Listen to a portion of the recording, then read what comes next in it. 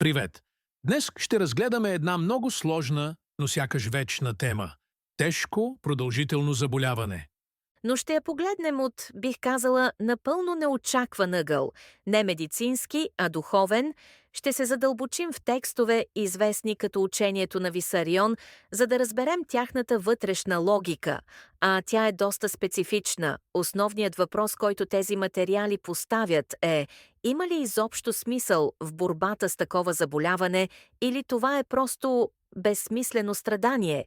Източниците предлагат концепция, според която болестта не е провал и не е наказание, а по-скоро сложен, но смислен урок за душата. И нашата задача днес е безпристрастно да разгледаме тези идеи. Няма да даваме оценки, а ще се опитаме да разберем как, според това учение, е устроен светът, в който тежката болест може да бъде не трагедия, а своеобразен работен инструмент. Нека започнем от самото начало.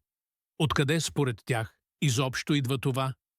Корените на проблема отиват много по-дълбоко от сегашния ни живот, навиците ни или, да кажем, генетиката. Ключовото понятие тук е чувственият опит, който душата натрупва от въплъщение на въплъщение. Тоест, като информация на твърд диск. Точно така. Представете си, че душата е нещо като носител на данни, а всеки живот – нова операционна система. Но файловете, особено повредените, не изчезват.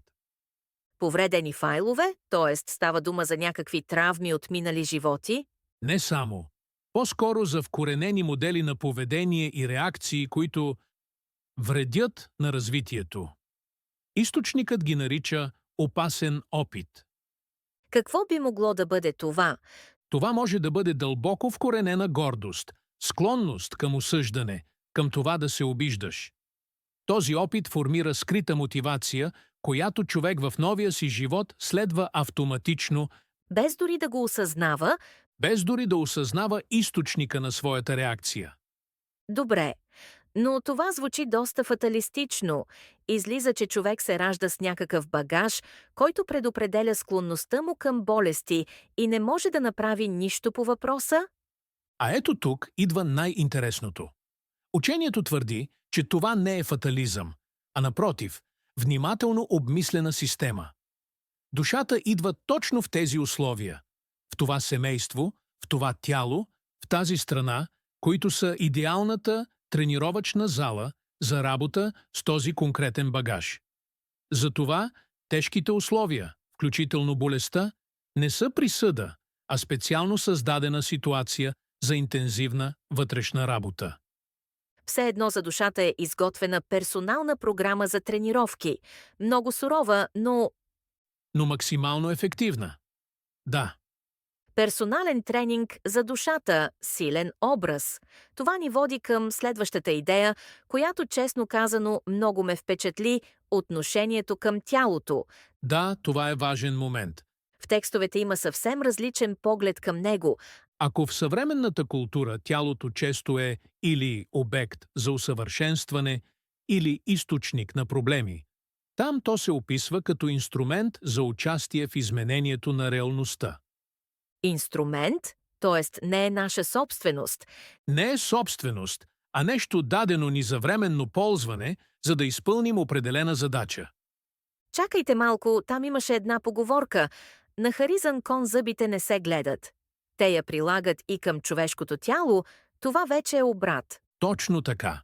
Тоест да се оплакваш от външния си вид, от здравето си, от генетиката си, е буквално като да се оплакваш от подарък. От тази гледна точка обсебването от радикални промени на тялото или обратно пренебрегването му са две страни на една и съща монета – отхвърляне на този дар. И това, както се казва в учението, има своята цена. Но важното е, че отговорността за грижата за този инструмент не отпада. Не отпада дори при най-тежката болест. Отказът от борба, апатията, нежеланието да се направи дори малкото, което е възможно, това също е форма на неблагодарност. Отказ от подаръка. Добре, с физическата грижа е ясно, но те отиват и по-далеч. Те директно свързват емоциите ни с физическото състояние чрез концепцията за енергоинформационното поле. Да, Звучи доста абстрактно. Има ли в учението някакви примери как това работи на практика? да. И в текстовете това поле не се описва като някаква мистична аура, а по-скоро като програмен код на тялото. Програмен код? Представете си, че организмът ни има своя собствена операционна система. И според учението, нашите негативни емоционални реакции, гняв, продължителна обида, униние, страх, действат като компютърни вируси. Аха, Те не чупят директно хардуера, но вкарват грешки в кода. В резултат, програмите започват да се сриват, а защитната система се изключва.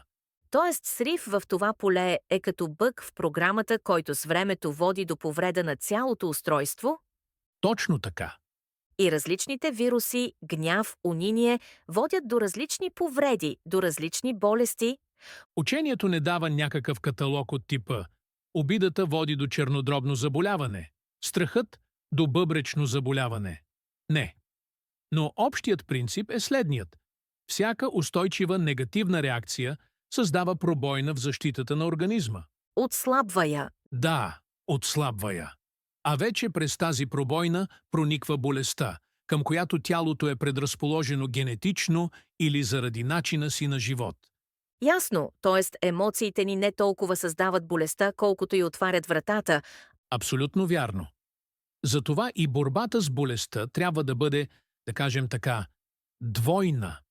Да поддържаме хардуера, тялото, и едновременно да чистим софтуера, да се освобождаваме от вътрешните вируси, като променяме отношението си към света. Да, окей, с личната отговорност е ясно, но най-поразителното в тези текстове е как тази идея се мащабира. Те твърдят, че нашите лични вътрешни вируси, обиди, гняв в един момент могат да породят напълно реален физически вирус, който да обхване цялата планета. Как изобщо е възможно това според тяхната логика? Това е, може би, най-сложната и провокативна теза. Логиката там е следната. Когато човек постоянно живее в негативизъм, осъждане, недоволство, страх, неговата жизнена проява, т.е. онова, което той излъчва към света, започва да прилича на действието на болестотворен вирус. Хм, Неговото собствено енергоинформационно поле придобива разрушителни свойства. Ние и сами усещаме как ни става трудно да бъдем около някои хора, сякаш ти изсмукват енергията. но как от това усещане се стига до реална пандемия? Твърди се, че когато броят на такива носители на негативизъм в обществото надхвърли определен критичен праг, във финия план на планетата възниква огромно напрежение. И природата, като единен организъм, дава отговор, за да компенсира този дисбаланс. И тогава се появява вируса. Появява се физическия вирус, който, както се казва в източника, е хармонично необходим. И той се оказва пагубен най-вече за онези, чието вътрешно състояние. Онова същото вирусно проявление. Да, то резонира с тях.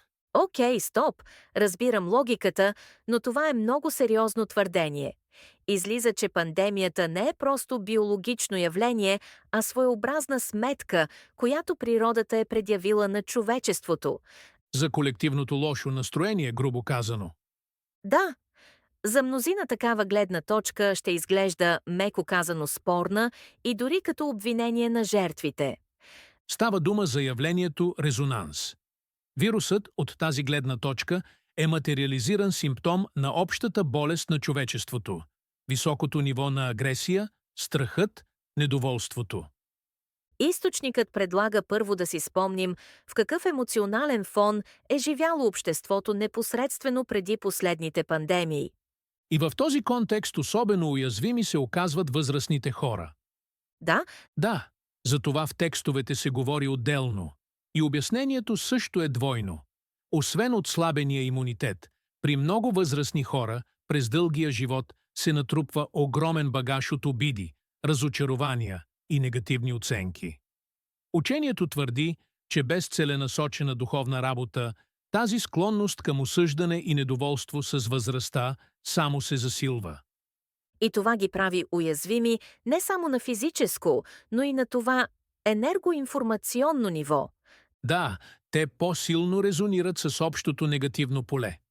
Ако съберем всичко това заедно, багажа на душата, тялото като инструмент, пандемията като отговор на природата, се очертава една доста сурова картина. Къде ни отвежда всичко това? Картината ни води към онова, което в текстовете се нарича предсказан период на особени изпитания. И се подчертава, че тези изпитания не са наказание свише. Те са създадени от самите хора, Заради невежество. заради пълното им невежество, заради неразбирането на базовите закони, по които, според учението, е устроен светът. Там се използват много силни образи. Варварската диващина, невежеството и липса на здрав разум са наречени знаме. Знаме, което определени сили се опитват да издигнат над цивилизацията. Нека да обобщим. Тук има върху какво да се замислим. Разгледахме едно учение, според което болестта не е случайност, а сложен духовен урок. Тялото е ценен инструмент, за който носим отговорност. А колективните ни емоции могат да формират физическата реалност, дори до ниво пандемия. И ето, може би, най-силният извод от всичко това. От гледна точка на това учение, самият факт, че човек има тежко заболяване, Е знак, че висшите сили все още не са се разочаровали от него. т.е. това не е наказание, а точно обратното. Покана за работа. Един вид VIP тренинг за душата. Парадоксално, но докато човек се бори, той, както се казва, е в играта. И изпитанието приключва тогава, когато целта на този тренинг бъде постигната, когато настъпят необходимите вътрешни промени. В текстовете има една много обнадеждаваща мисъл. Небесният Отец вижда всичко и е невъзможно човек да изпадне извън полето на неговото внимание. Това означава, че нито едно страдание не е безсмислено. И нито една борба не е напразна, ако води до вътрешна промяна. А упоритият отказ да се променим, според учението, само усилва изпитанията. В заключение, една мисъл за размисъл, която логично проистича от всичко, което обсъдихме. Ако сегашните глобални изпитания наистина са създадени от хората, които допускат съдбоносна грешка в разбирането на висшата сила, то каква би могло да бъде тази толкова фундаментална заблуда, която може да определи съдбата на цяла цивилизация?